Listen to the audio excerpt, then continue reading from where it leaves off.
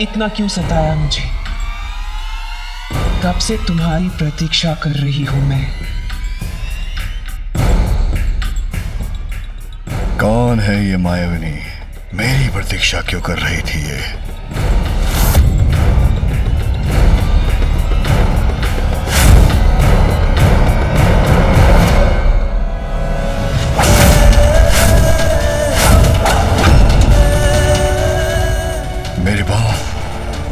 मेरे पांव जड़ कैसे हो गए?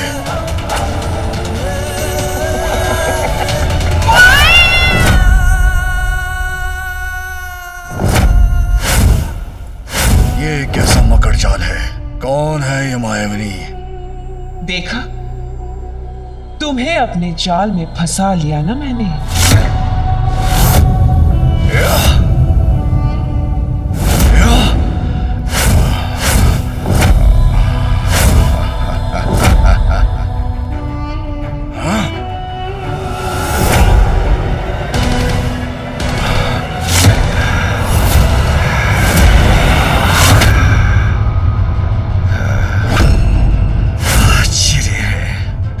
संपूर्ण शक्ति लगाकर भी इससे मुक्त नहीं हो पा रहा हूं मैं। कौन हो तुम? क्या चाहती हो मुझसे? इस प्रश्न का विचार तो तुम्हें मेरा पीछा करने से पूर्व करना चाहिए था।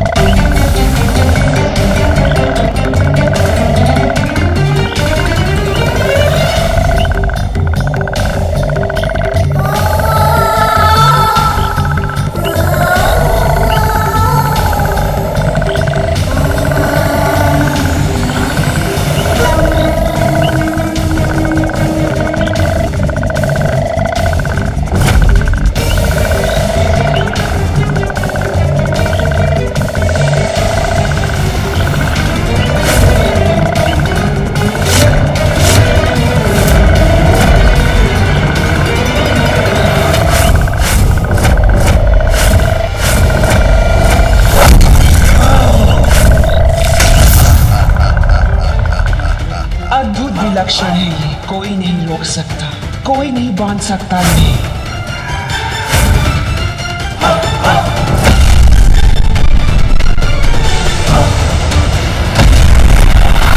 सर्वश्रेष्ठ जलंधर हूं मैं। मेरा बल ही मेरा परिचय है। मेरे साथ क्रीड़ा, इसका परिणाम भयंकर ही होगा। भयंकर परिणाम? उसमें तो मुझे अपार आनंद आएगा।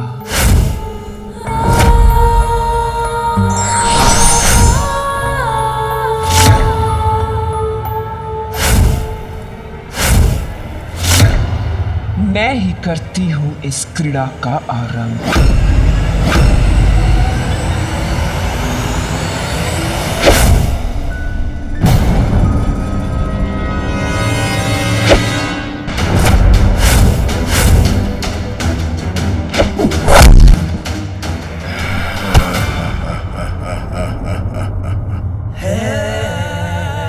इस क्रीड़ा का अंत मैं करूंगा।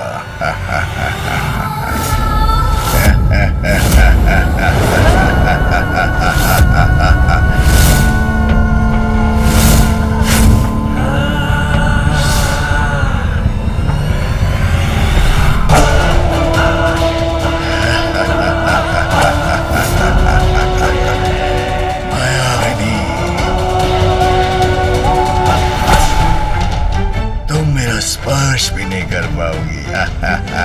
सर्वश्रेष्ठ जलंधर हूं मैं।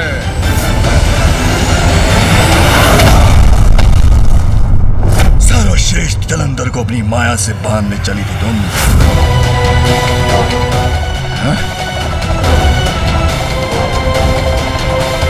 रुक जाओ।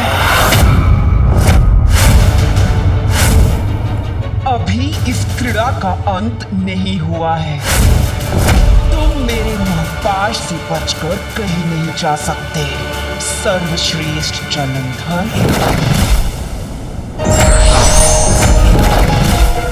रुक जाओ जलंधर, मैं तुम्हें जाने नहीं दूंगी।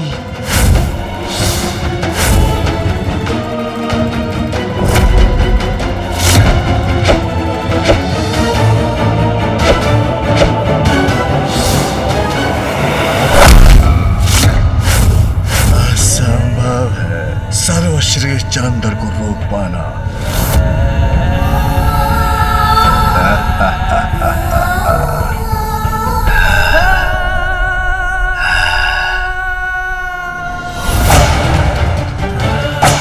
ऐसा क्यों प्रतीत हो रहा है मुझे, जैसे मैं इस राक्षसी से परिचित हूं।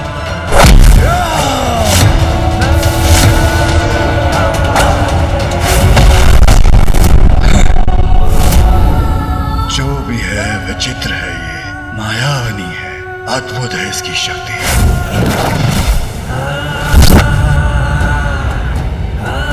मुझे वश में करना चाहती हो ना तुम, तो आओ प्रयत्न करके देख लो।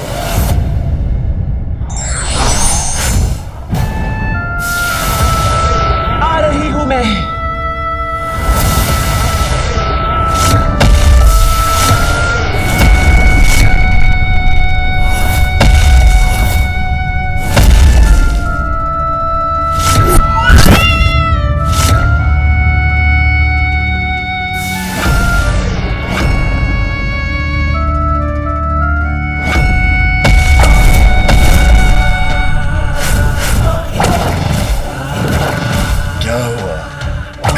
पकड़ पा रही हो ना मुझे?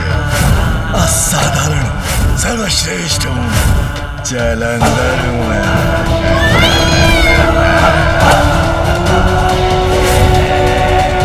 इसकी कलाई की कंगन की चमक मुझे कुछ स्मरण करा रही है।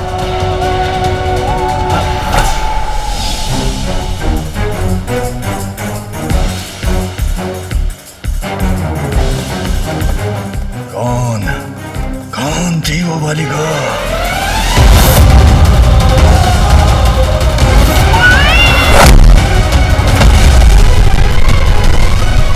क्या हुआ?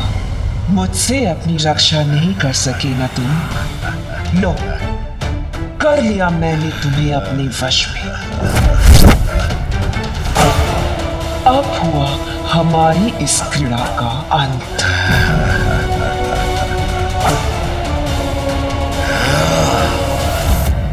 रुको।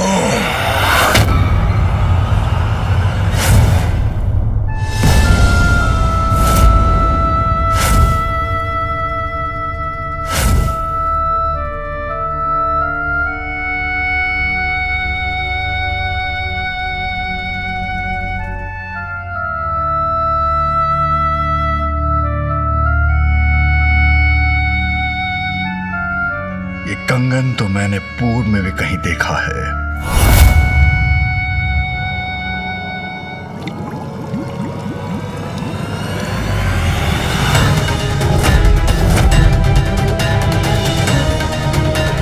ये कंगन तो उस युवती का है जिसने मेरी रक्षा की थी।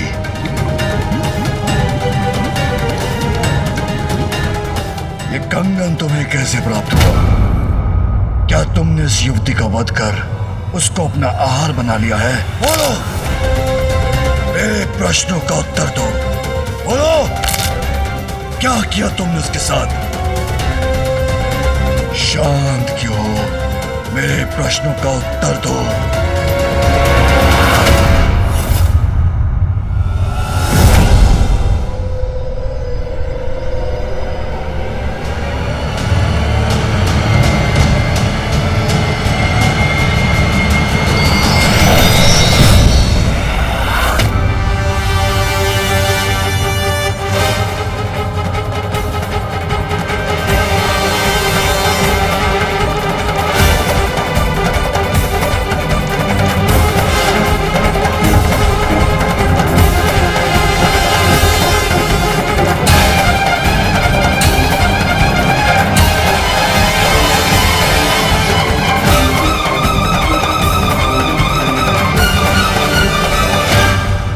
जिस युवती को लेकर तुम इतने प्रश्न कर रहे हो, वो युवती मैं ही हूँ। आश्चर्य, यही है वो युवती। अद्भुत है इसका सौंदर्य।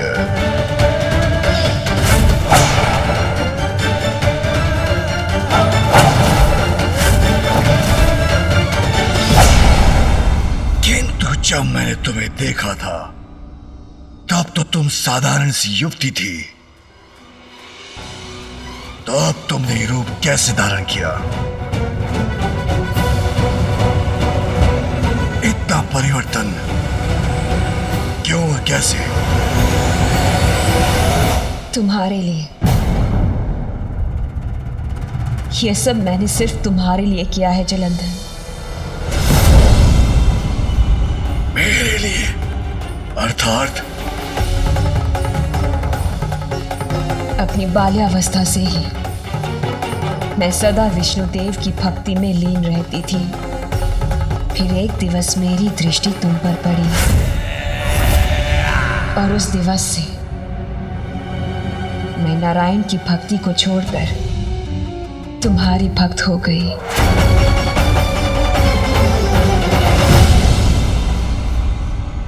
उचित है, करनी भी चाहिए तुम्हें मेरी भक्ति। सर्वश्रेष्ठ जो हूं मैं, जलंधर सर्वश्रेष्ठ।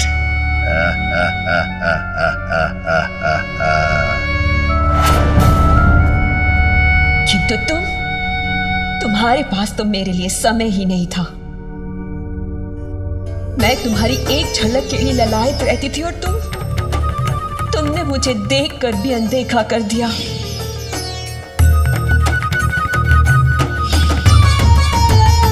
कदाचित उस रूप में मैं तुम्हारे योग्य ना थी, इसीलिए उस दिवस मैंने निर्णय लिया कि यदि तुम्हें पाना मेरे जीवन का ध्येय है तो मुझे तुम्हारे योग्य, तुम्हारे जैसा बनना होगा।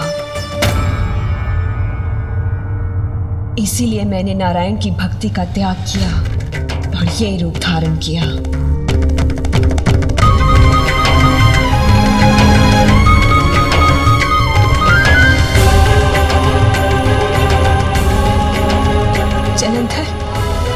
जलंधर, मैं नारायण की भक्ति नहीं,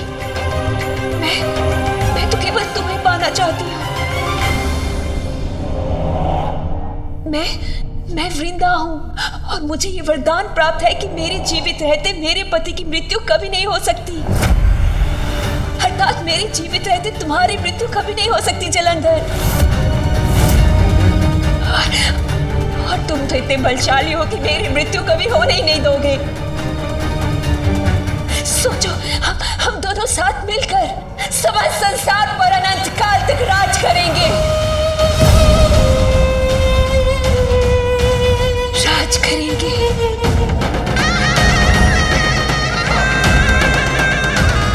उचित है।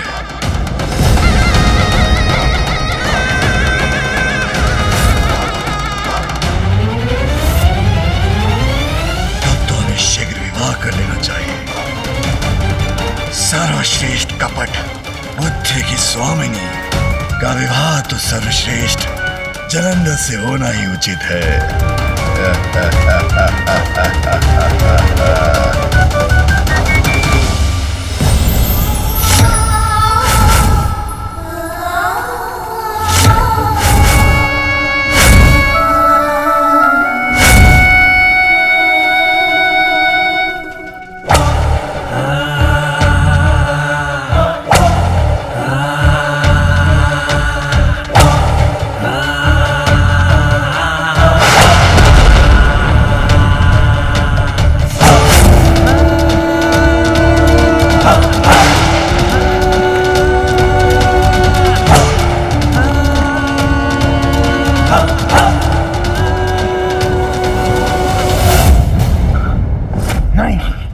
नहीं। क्या हुआ ऋषिवर?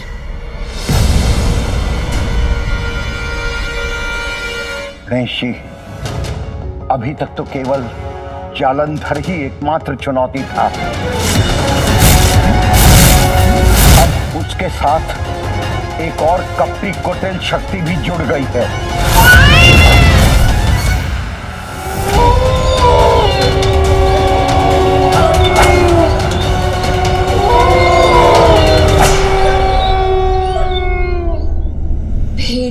हमारे विवाह से आनंदित हैं, उसका उत्सव मना रहे हैं।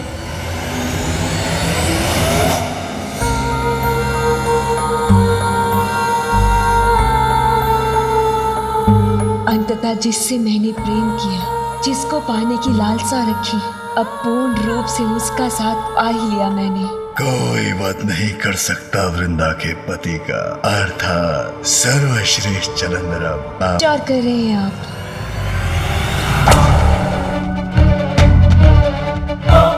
जब मैं सागर के भीतर था तभी मुझे आभास हो गया था कि महानता की चरम शिखर पे पहुंचना मेरी नियति है। किंतु इसके लिए मुझे क्या करना है ये मुझे ज्ञात नहीं। स्वामी, मुझे भी इस बात का आभास हुआ था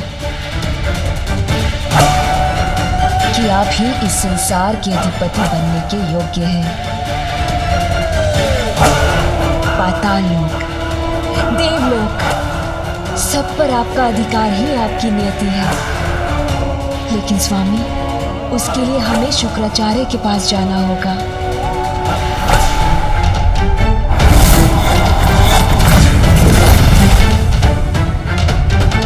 शुक्राचार्य? हाँ स्वामी, असुर गुरु है शुक्राचार्य। वही हमें संसार पर विजय प्राप्ति का मार्ग सुझाएंगे। गुरु शुक्राचार्य के मार्गदर्शन में स्वामी अवश्य सर्वोच्च पद पर स्थापित होंगे। सर्वश्रेष्ठ जलंधर अब महानतम जलंधर भी होगा। गणेश जी, मैं आपकी क्या सहायता कर सकता हूँ? ऋषिवर, आपने मुझे इस संकट से अवगत कराया, यही पर्याप्त सहायता है मेरे लिए। अब मुझे यथाशीघ्र कैलाश लौटकर पिताश्री के साथ इस पर विचार विमर्श करना चाहिए। उचित है गणेश जी, महादेव ही इस भयंकर संकट का हल सुलझा सकते हैं। आप शीघ्र प्रस्थान कीजिए, मैं यही लोपामुद्रा का स्मरण करते हुए ध्यान मग्न होता हूँ।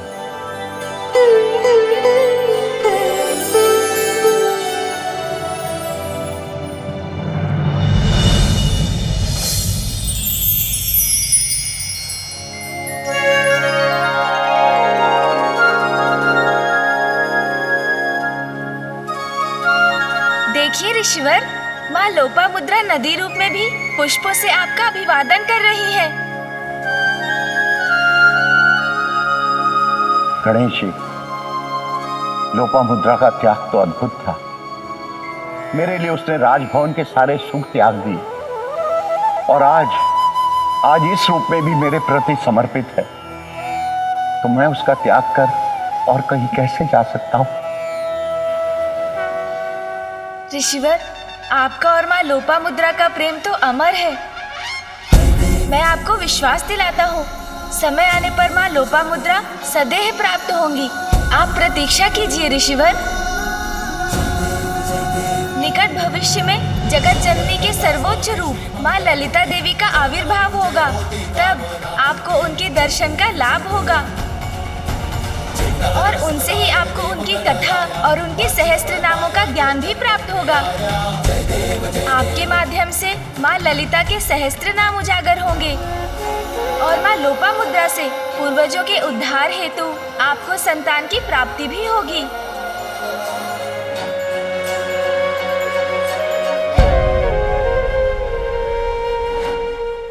धन्यवाद गणेश जी, आपके आशीर्वाद से मैं कृतार्थ हो गया।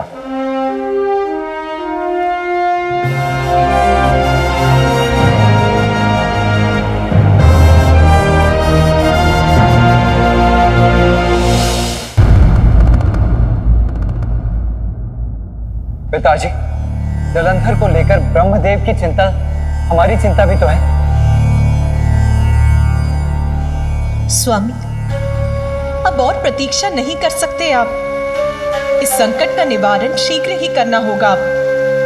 अंधकासुर के कारण जो महाक संकट उत्पन्न हुआ, उसका स्मरण है मुझे। इसीलिए अब क्षणिक विचार का समय भी नहीं है आपके पास। जलंधर महासंकट का रूप ले ले उसके पहले उसका अंत कर दीजिए स्वामी।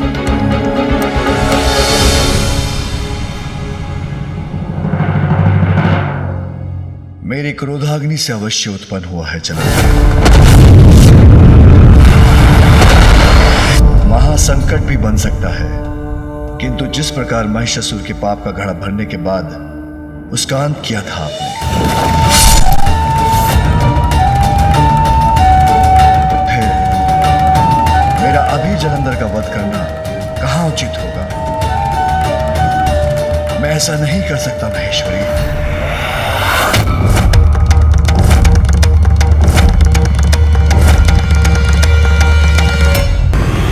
मेरा जलंधर का वध करना कहां उचित होगा? मैं ऐसा नहीं कर सकता महेश्वरी। नहीं पिताश्री,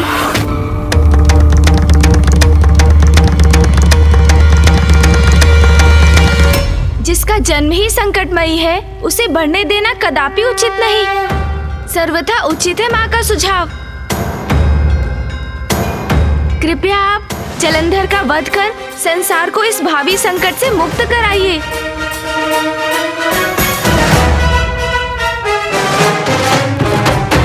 आप सभी को मेरा प्रणाम।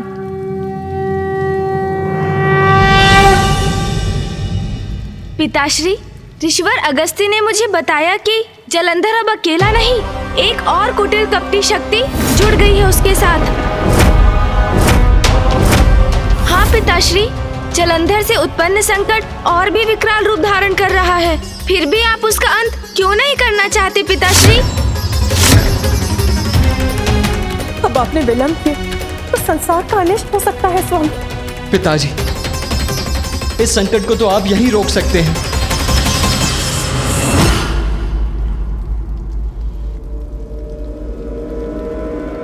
यह अन्याय होगा।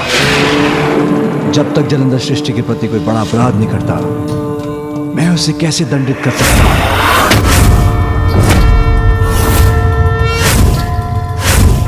मानव, दानव, देव, गंधर्व, राक्षस, यक्ष, किन्नर, सभी प्राणियों को जीवित रहने का अधिकार है। बात मात्र अच्छाई और बुराई की नहीं। जलंधर का वध मात्र इसलिए नहीं किया जा सकता क्योंकि उसका जन्म एक विशेष परिस्थिति में प्रकृति के विरुद्ध जाकर हुआ है।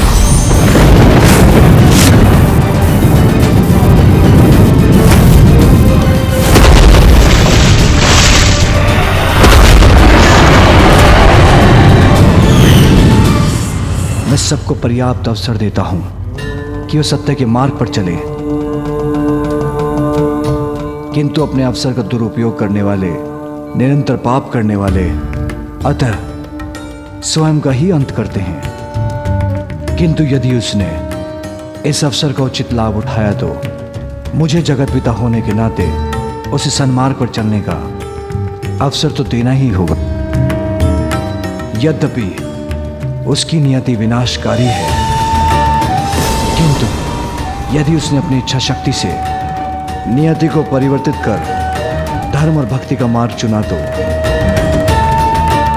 हमें प्रतीक्षा करनी होगी,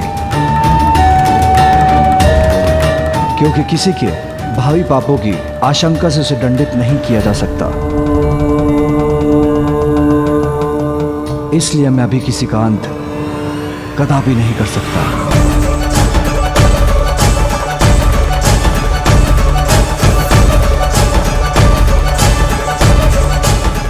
किसी के साथ अन्याय कदापि नहीं करूंगा, चाहे वो जलंधर ही क्यों ना हो।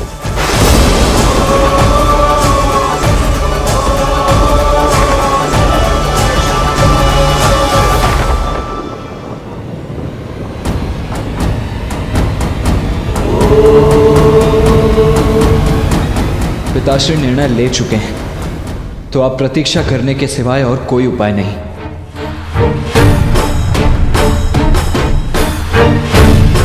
कहीं महादेव के इस धर्मोचित व्यवहार के कारण कोई बड़ा संकट न उत्पन्न हो जाए।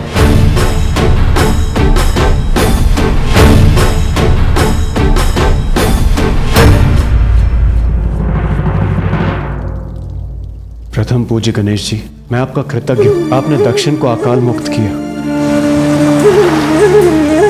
और ऋषिवर के कमंडल से कावेरी नदी को मुक्त कर आपने दक्षिण वासियों के साथ साथ हम पर भी बहुत बड़ा उपकार किया है। हम आपके आभारी हैं। इसमें उपकार कैसा देवराज? वो तो मेरा परम कर्तव्य था। मुझे प्रसन्नता तो इस बात की है कि अंततः ऋषि अगस्त्य ने भी अपना मोह त्याग कर जन कल्याण में धर्म का साथ दिया। किंतु गणेश जी, मेरा कर्तव्य मुझे स्वर्गलोक बुला रहा है। आप सभी से अनुरोध है, आप मुझे यहाँ से प्रस्थान करने की अनुमति दें। प्रणाम।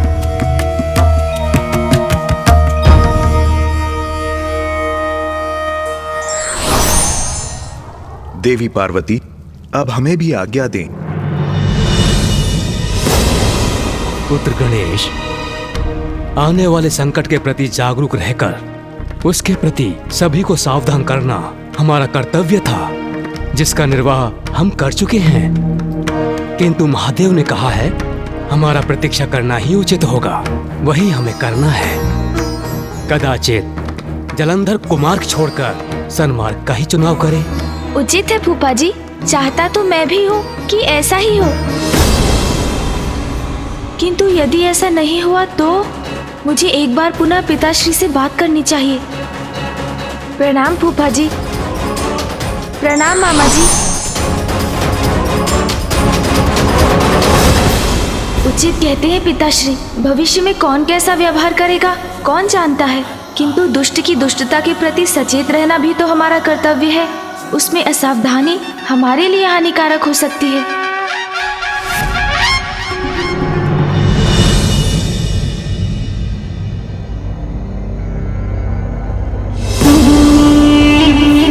मेरे प्रिय बलश्रेष्ठ, असुर गुरु शुक्राचार्य हमें इसी पर्वत पर मिलेंगे।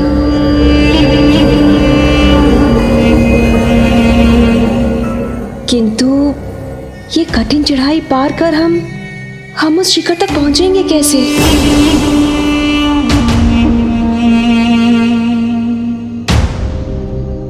सर्वश्रेष्ठ जलंधर है तुम्हारे साथ, फिर भी चिंता कर रही हो। कठिन को सरल बनाना आता है मुझे। चलो वृंदा, चिंता त्यागो और मेरी पृष्ठ पर आरूढ़ हो जाओ।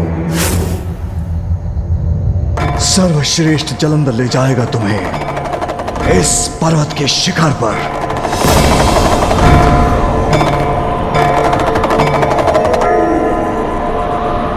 उचित है मेरे प्रिय बलश्रेष्ठ।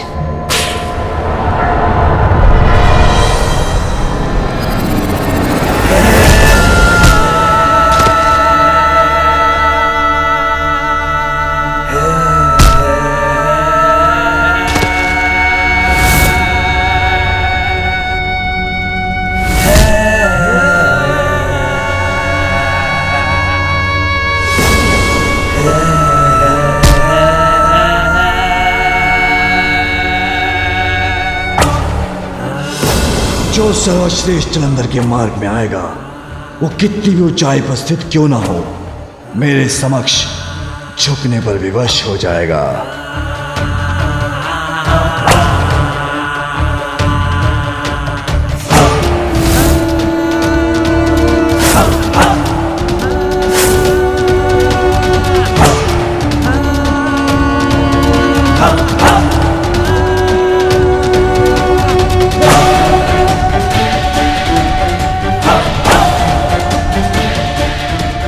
सागर की अतल गहराई को नाप चुका हूं मैं। अब इस पर्वत की गगनचुंबी ऊंचाई की बारी है।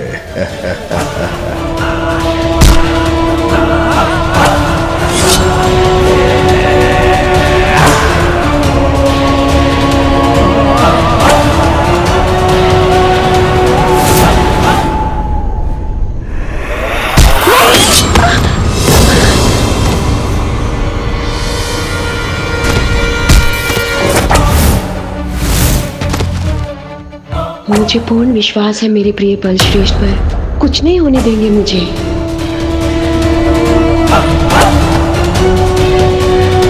तुझ पर्वत कोई नहीं गिरा सकता सर्वश्रेष्ठ जलंधर को।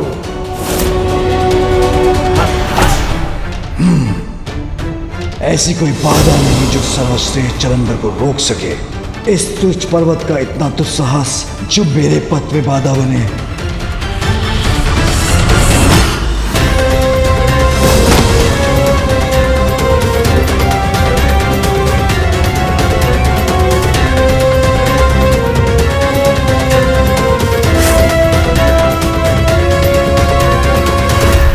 मुझे चकड़े रहना वृंदा।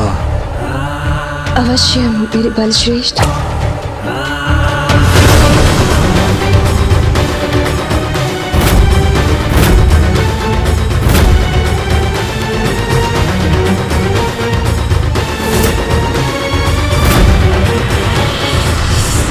मेरे प्रिय बलश्रेष्ठ, मेरा भार वहन कर आप अपनी कठिनाई क्यों बढ़ा रहे हैं?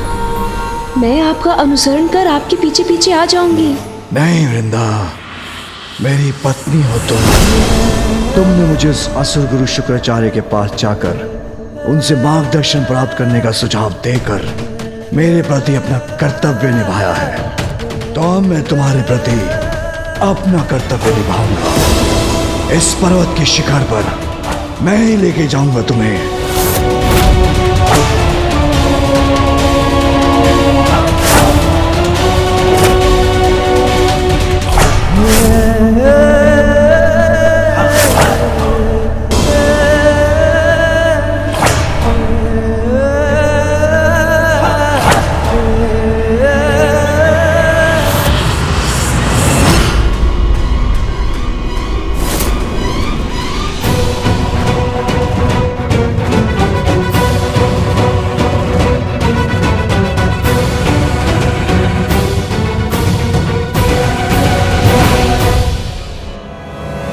नहीं नहीं, कुछ नहीं हो सकता।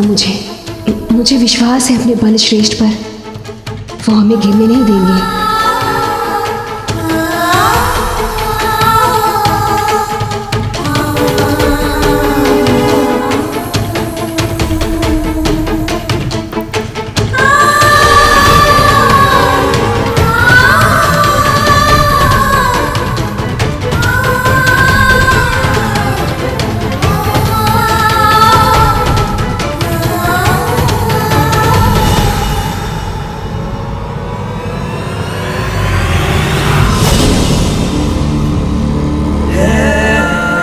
सर्वश्रेष्ठ जलंधर हूं मैं। जो चाहता हूं वो करके दिखाता हूं।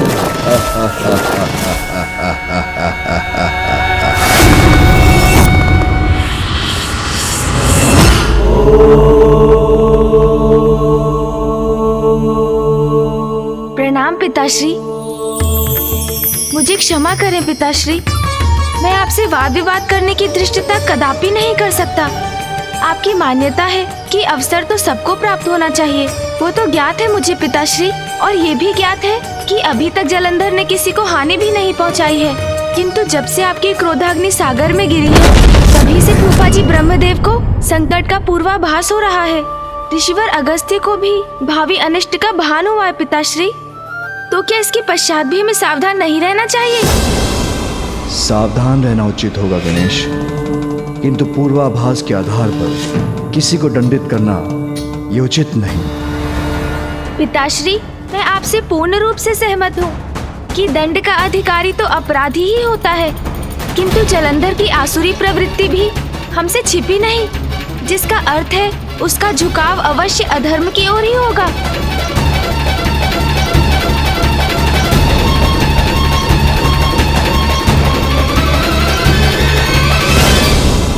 और वो जब कोई ऐसा अपराध करेगा तो उसे इसका दंड अवश्य मिलेगा।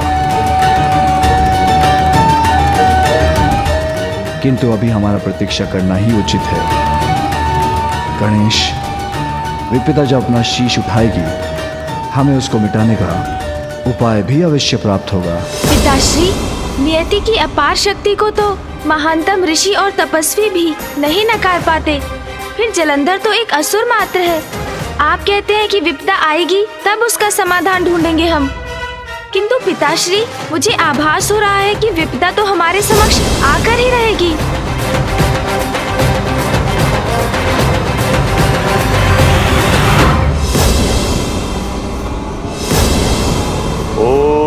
नमः शिवाय। ओम नमः शिवाय। ओम नमः शिवाय। ओम नमः शिवाय। ओम नमः शिवाय। वृंदा, कहाँ है तुम्हारे असुर गुरु शुक्राचार्य? ओम नमः शिवाय। बलश्रेष्ठ, असुर गुरु शुक्राचार्य। ओम नमः शिवाय। असुर गुरु वहां ध्यान मग्न है। ओम नमः शिवाय। ये व्यर्थ के ध्यान में अपना समय गंवा रहे हैं।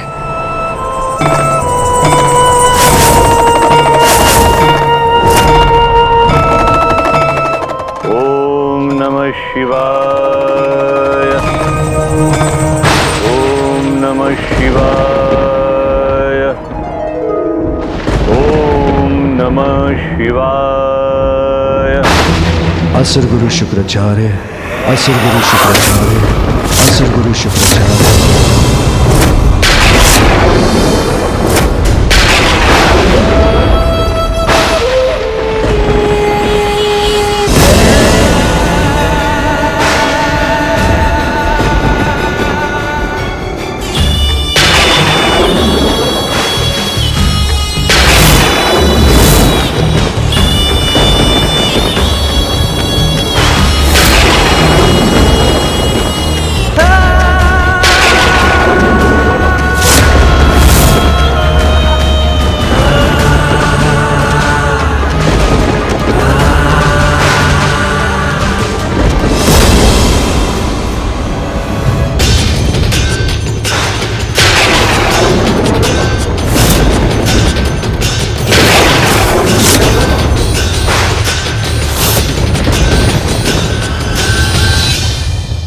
महादेव, प्रभु, आप यहाँ? मेरे आराध्य महादेव, आप स्वयं यहाँ? मैं धन्य हो गया प्रभु, धन्य हो गया।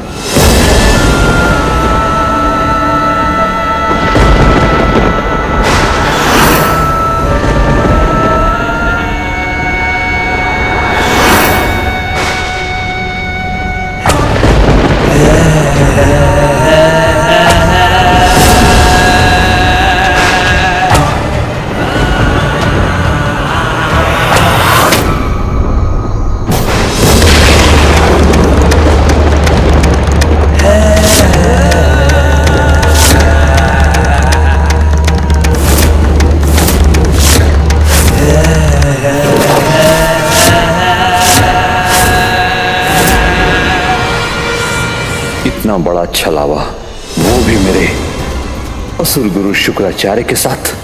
महादेव का रूप धारण करिए, जो भी है ये, मेरे साथ इसका ये परिहास उचित नहीं।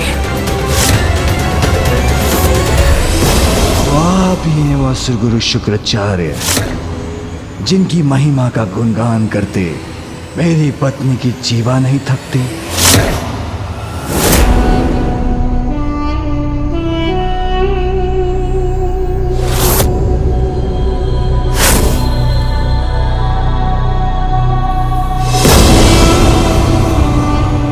प्रणाम असुर गुरु, मैं वृंदा हूं और ये मेरे प्रिय बलश्रेष्ठ, सर्वश्रेष्ठ जलंधर।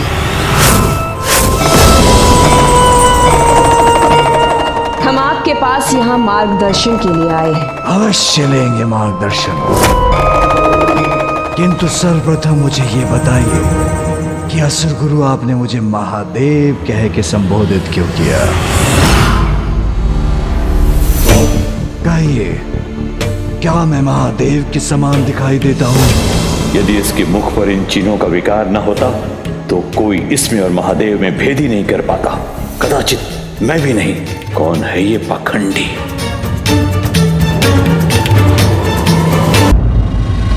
मुझे महादेव पुकारा इन्होंने मेरे समक्ष हाथ जोड़कर नतमस्तक थे असुरगुरु, और अभी भी मुझे देखकर स्तंभ खड़े हैं। क्या इसका कारण? समझा। उत्तम, अति उत्तम। वृंदा, उचित कहा था तुमने। असुर गुरु शुक्राचार्य हमें संसार पर विजय प्राप्त करने का मार्ग दिखाएंगे। हाँ मेरे प्रिय बलश्रेष्ठ, किंतु असुर गुरु ने तो अभी तक हमसे कुछ कहा भी नहीं। तो जितना वो कह चुके पर्याप्त है मेरे लिए।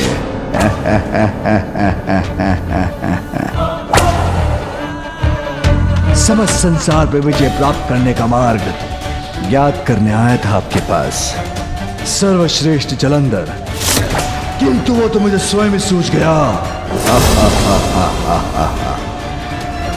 आपने मुझे महादेव पुकार कर उपाय सुझा दिया।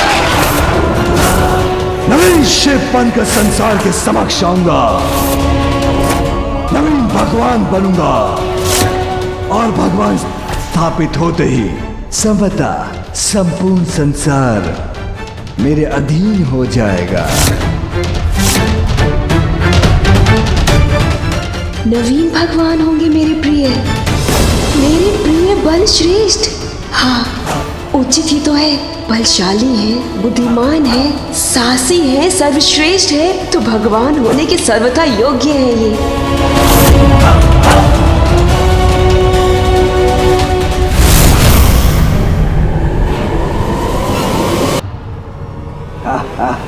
ये कैसे संभव है? महादेव का प्रतिरूप प्रतीत होने वाला कौन है ये दंभी दुस्साहसी जलंधर?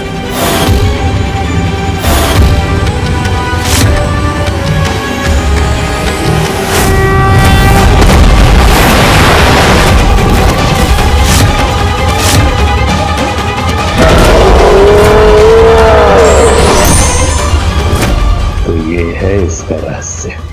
महादेव की क्रोधांगिनी से उत्पन्न हुआ है ये। भगवान बनोगे तुम? भगवान बनना बालकों की क्रीड़ा नहीं जलंधर। तुम्हें क्या लगता है, अगर तुम स्वयं को भगवान घोषित कर दोगे तो सभी तुम्हें भगवान मान लेंगे? मानेंगे, अवश्य मानेंगे। क्यों नहीं मानेंगे? सर्वश्रेष्ठ हूं मैं, अपनी अपार शक्ति से किसी को भी पराजित कर सकता हूं। दिखने में महादेव के समान हूँ। जब आप स्वयं असुर गुरु शुक्राचार्य मुझे देखकर भ्रमित हो गए, मेरे समक्ष नतमस्तक हो गए, तो देवता हो या दानव, उन्हें मेरा अनुयायी बनने में कोई कठिनाई नहीं होगी।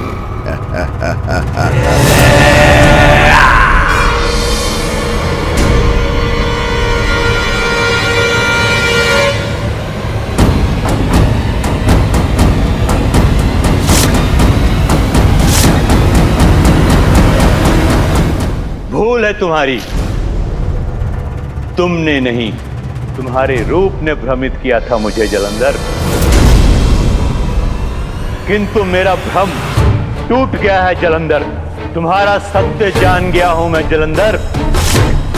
जब असुर गुरु को ही तुम पर कोई आस्था नहीं, कोई विश्वास नहीं, तो दूसरे असुर तुम पर क्यों विश्वास करेंगे? क्यों मानेंगे तुम्हें भगवान? क्यों मानेंगे तुम्हें भगवान? क्यों मानेंगे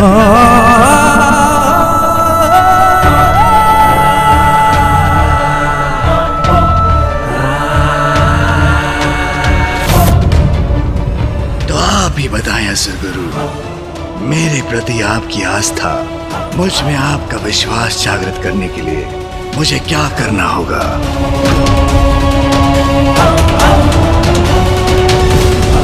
भगवान बनने की इच्छा रखते हो तुम, तो मेरी चुनौती स्वीकार कर अपनी परीक्षा दो। इन दो गुफाओं को पार करके दिखाओ, फिर आना मेरे पास।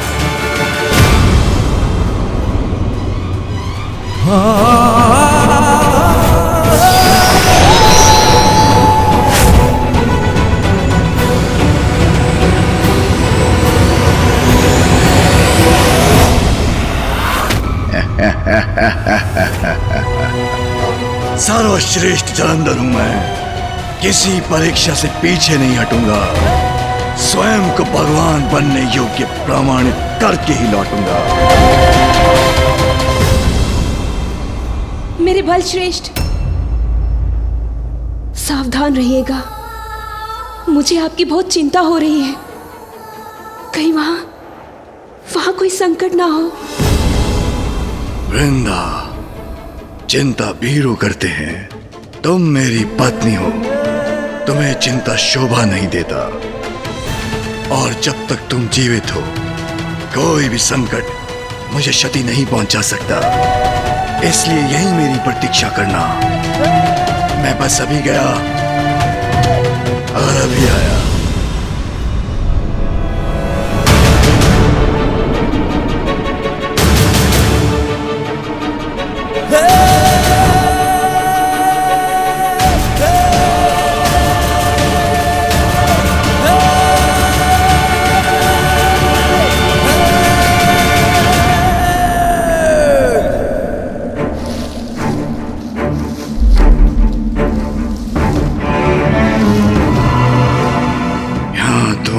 ही अंधकार छाया है।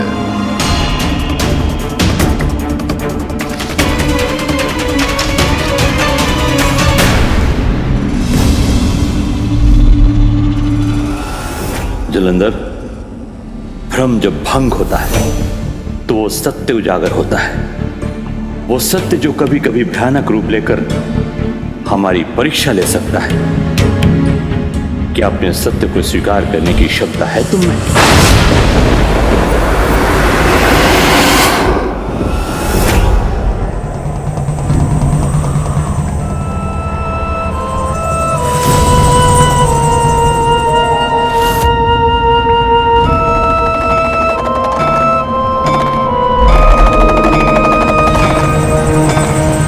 कैसी विचित्र परीक्षा है ये।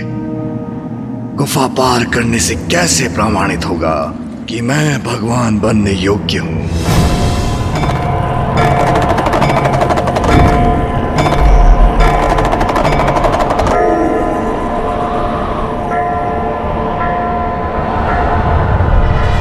ये प्रकाश अवश्य यहां से बाहर निकलने का मार्ग इंगित कर रहा है।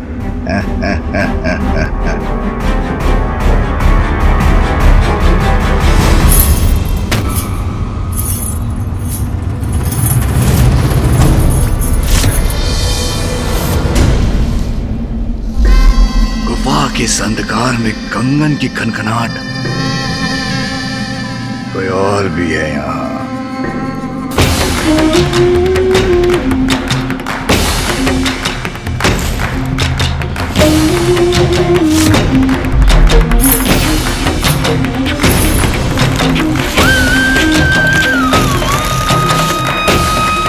ये कंगन की ध्वनि मेरे इतने निकट।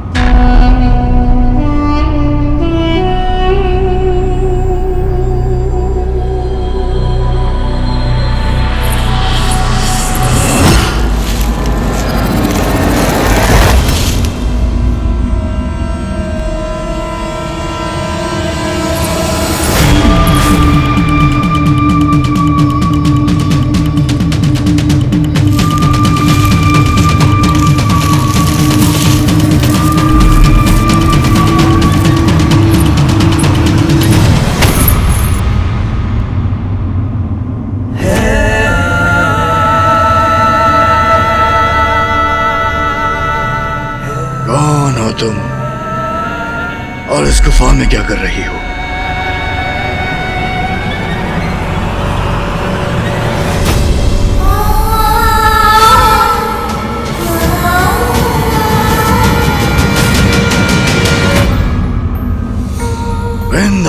तुम यहाँ कैसे आई? जैसे आप यहाँ आए मेरे बलश्रेष्ठ। तुम भिन्न क्यों प्रतीत हो रही हो? तुम कुशल तो हो ना वृंदा? मेरे प्रिय बलश्रेष्ठ, मैं कुशल से हूँ, किंतु आपका यूं गुफा के भीतर निपट एकांत होना मुझे बहुत सता रहा था, इसलिए मैं यहाँ चली आई। वृंदा, मैंने तुमसे कहा था कोई भी संकट मुझ पे नहीं छा सकता। एक तो ये मेरी समझ से परे हैं तुम्हारे असुर गुरु, मुझे इस गुफा में भेजकर कैसी परीक्षा ले रहे हैं, और ऊपर से तुम भी यहाँ आ गई। किंतु जो भी है, मैंने यहाँ से बाहर निकलने का मार्ग ढूंढ लिया है। चलो। यहाँ से बाहर निकलने की बड़ी शीघ्रता है आपको।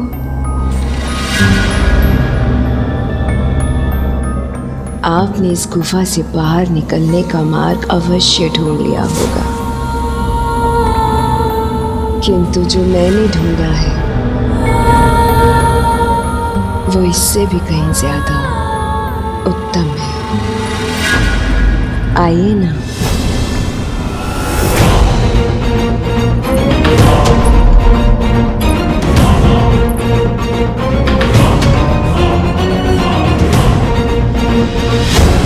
ऐसा क्या ढूंढ लिया इसने?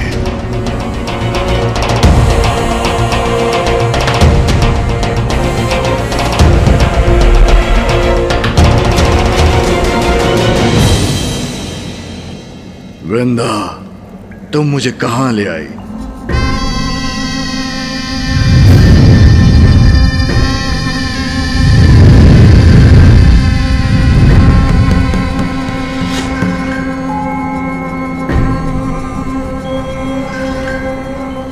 ये तो बड़ा विचित्र दृश्य है, किंतु इसकी क्या आवश्यकता थी? मेरा इस प्रकार से आपको चकित करना भार आए ना प्रिय बलश्रेष्ठ। वृंदा, असुर गुरु ने मुझे मेरी परीक्षा लेने के लिए मुझे यहाँ भेजा था। मेरा उद्देश्य था इस गुफा से निकलना, जिसका मार्ग मैं ढूंढ चुका था। तो फिर इस समय मुझे इस गुफा से बाहर होना चाहिए था। बलश्रेष्ठ, विवाह संपन्न होते ही मैं आपको यहाँ असुर गुरु के पास लेकर चली आई। एकांत में पल बिताने का समय कहाँ प्राप्त हुआ हमें, और अब जब आपके साथ समय व्यतीत करने के लिए आपके पीछे पीछे इस गुफा में चली आई, तो आप इस निपट एकांत में मेरे साथ कुछ समय भी नहीं बिताना चाहते। उचित है वृंदा, कदाचित कुछ समय बिताने में यहाँ कोई हानि नहीं होगी।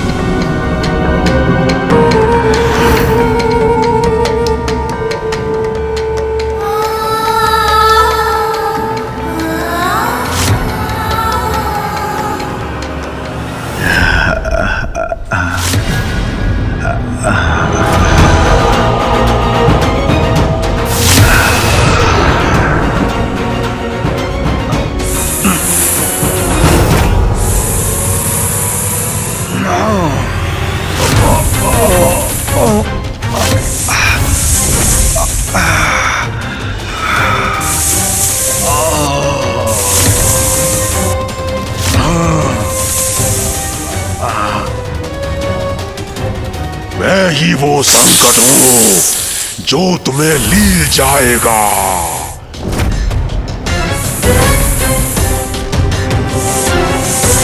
सर्वश्रेष्ठ जलंधर हूं मैं। मुझ पर वार तुम्हारे संहार का कारण बनेगा।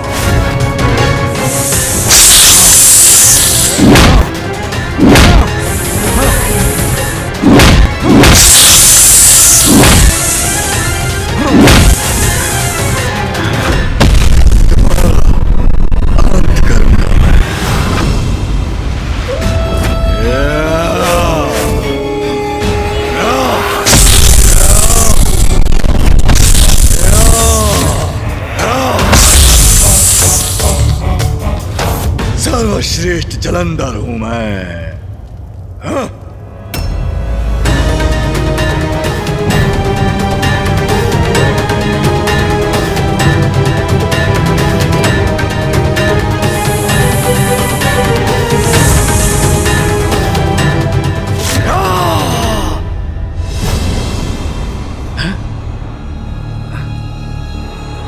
मैं गुफा से बाहर कैसे आया?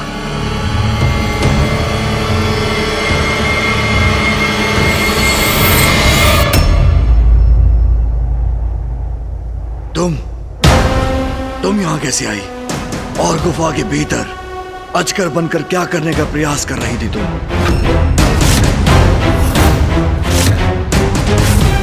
गुफा के भीतर अजगर रूप में? किंतु मेरे बलश्रेष्ठ, मैं इस संपूर्ण अंतराल में मैं यही थी।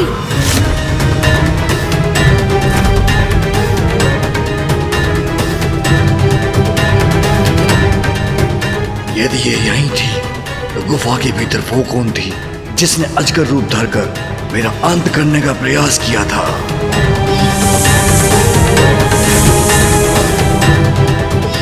ये क्या हो रहा है? मुझे कुछ समझ में नहीं आ रहा। कहो जलंधर, गुफा में क्या देखा तुमने?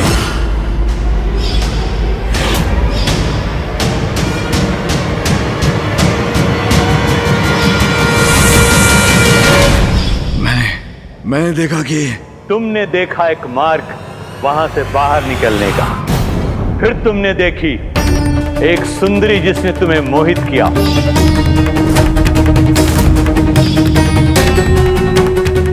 और तुम्हें भ्रमित कर तुम्हारे मार्ग से तुम्हें भटका दिया और तुम्हारा वध करने का प्रयत्न किया।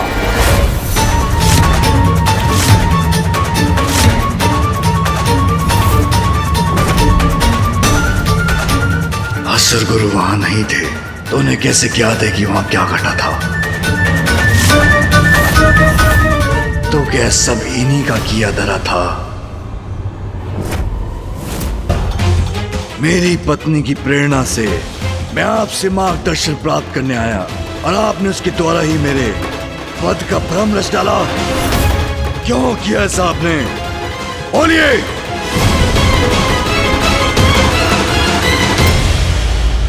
असुर गुरु शुक्राचार्य,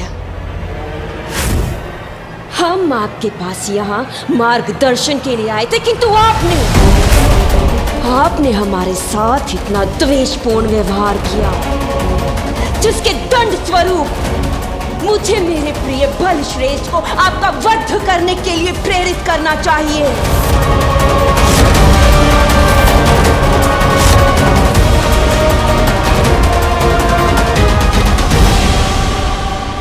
जलंधर, मैंने ही वो भ्रम उत्पन्न किया था जो तुम्हारा कटु सत्य है।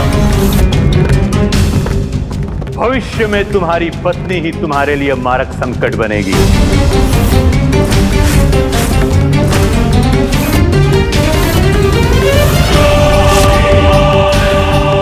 कदाचित अपराजय बनने का सामर्थ्य है तुम्हें, किंतु अनुचित व्यक्ति के साथ का चुनाव तुम्हारे पतन का कारण बन सकता है।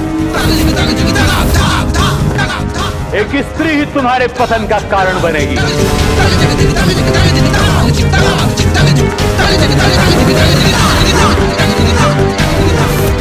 और तुम स्वयं देख चुके हो वो स्त्री कौन है।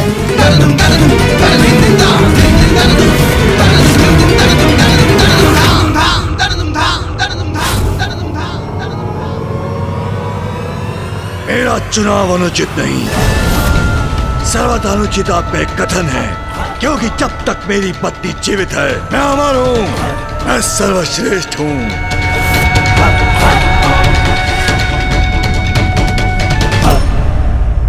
अमर, सर्वश्रेष्ठ।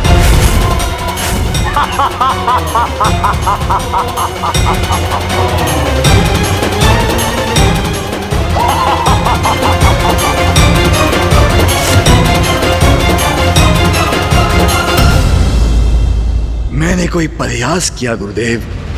जो आप इस प्रकार हंस रहे हैं, मेरी पत्नी मेरे विनाश का कारण नहीं बन सकती। अभी तो जब तक वो जीवित है, कोई भी हानि मुझे स्पर्श नहीं कर सकती।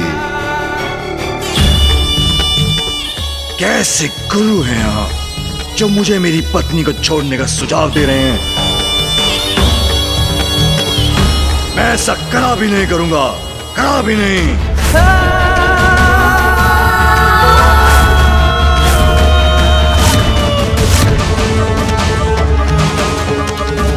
चलो वृंदा, इस वृद्ध कपटी असुर गुरु का अनुचित मार्गदर्शन नहीं चाहिए मुझे। चलो। जलंधर,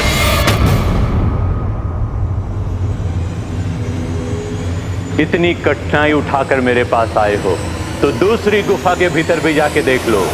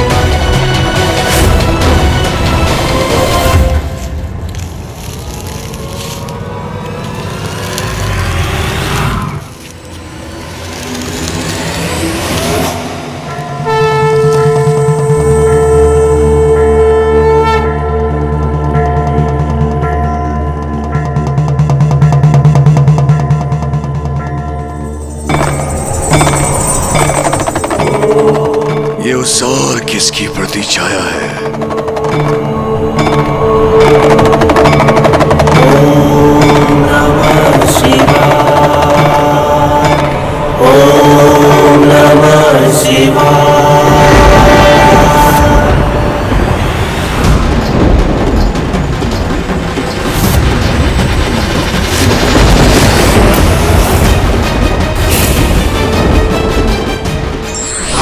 गुरु का कर्तव्य है मार्गदर्शन देना और व्यक्ति को सत्य से परिचित कराना, किंतु ये व्यक्ति पर निर्भर करता है कि वो गुरु का कितना अनुसरण करता है।